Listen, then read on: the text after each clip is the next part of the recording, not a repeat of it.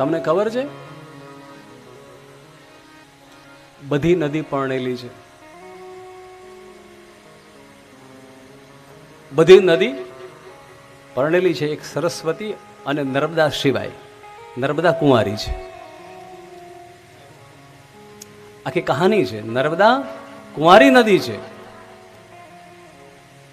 અને કુંવારી નદીનું મહાત્મ અલૌકિક હોય છે. માં નર્મદાનું સ્વરૂપ માત્ર 12 વર્ષનું જ છે. તમે ત્યારે જુઓ ત્યારે 12 વર્ષની દીકરી બનીને અનેકને દર્શન આપે છે. માં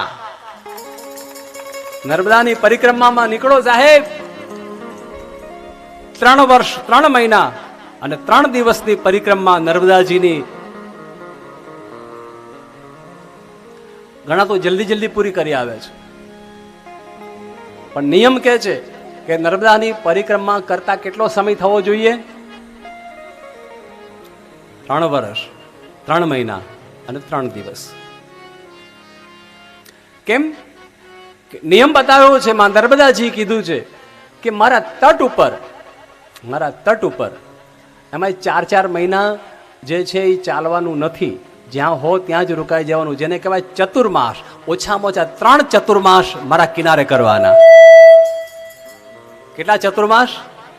3 ચતુર્માસ નર્મદાના કિનારે થવા જોઈએ, તો એ પરિક્રમા સફળ થાય. એમને ફરી આવ્યા ગાડીમાં બેસીને, સારી વાત છે, પણ નિયમ શું કહે છે? 3 વર્ષ 3 મહિના અને 3 દિવસની પરિક્રમા.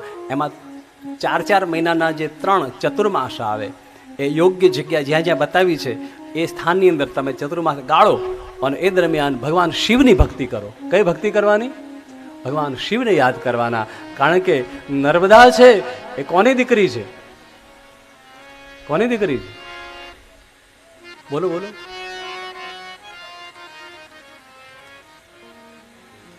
રાઈટ, બરાબર, જોરથી બોલો.